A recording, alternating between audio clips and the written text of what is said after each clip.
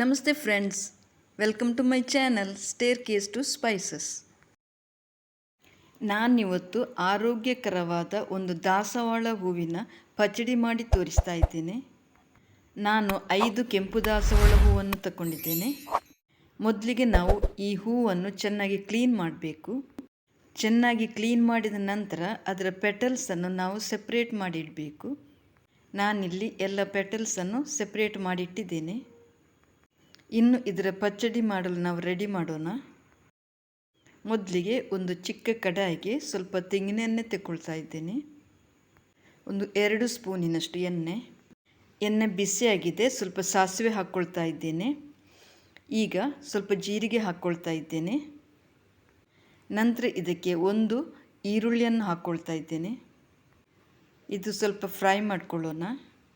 ದಾಸವಾಳದ ಹೂವನ್ನು ನಾವು ಬೇರೆ ಬೇರೆ ರೀತಿಯಲ್ಲಿ ಸೇವಿಸುವುದರಿಂದ ನಮಗೆ ತುಂಬ ಪ್ರಯೋಜನಗಳಿವೆ. ನಂತರ ಸ್ವಲ್ಪ ಕರಿಬೇವನ್ನು ಹಾಕ್ಕೊಳ್ಳೋಣ. 3 ಗ್ರೀನ್ ಚಿಲ್ಲಿ ಕಟ್ ಮಾಡಿ ಹಾಕ್ಕೊಳ್ತಾ ಇದ್ದೇನೆ. ಎಲ್ಲವೂ ಚೆನ್ನಾಗಿ ಫ್ರೈ ಆಗಲಿ. ದಾಸವಾಳದ ಟೀ ಕೂಡ ಮಾಡಿ ಕುಡಿಬೋದು. ಈ ಟೀ ಡೈಜೆಷನ್ಗೆ ತುಂಬ ಒಳ್ಳೆಯದು. ದಾಸವಾಳದ ಟೀಯನ್ನು ಸತತವಾಗಿ ಕುಡಿಯೋದ್ರಿಂದ ನಾವು ವೆಯ್ಟ್ ಕೂಡ ಲಾಸ್ ಮಾಡ್ಬೋದು.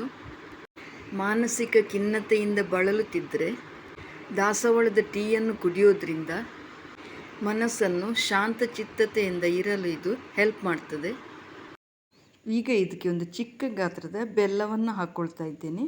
ನಂತರ ಹುಳಿಯ ನೀರನ್ನು ಹಾಕ್ಕೊಳ್ತಾ ಇದ್ದೇನೆ. ಇದೆಲ್ಲವನ್ನು ಚೆನ್ನಾಗಿ ಮಿಕ್ಸ್ ಮಾಡ್ಕೊಳ್ಳೋಣ. ಚೆನ್ನಾಗಿ ಬೇಯಲಿ ಈರುಳ್ಳಿ ಎಲ್ಲ. ಈಗ ರುಚಿಗೆ ತಕ್ಕಷ್ಟು ಉಪ್ಪನ್ನು ಹಾಕ್ಕೊಳ್ಳೋಣ.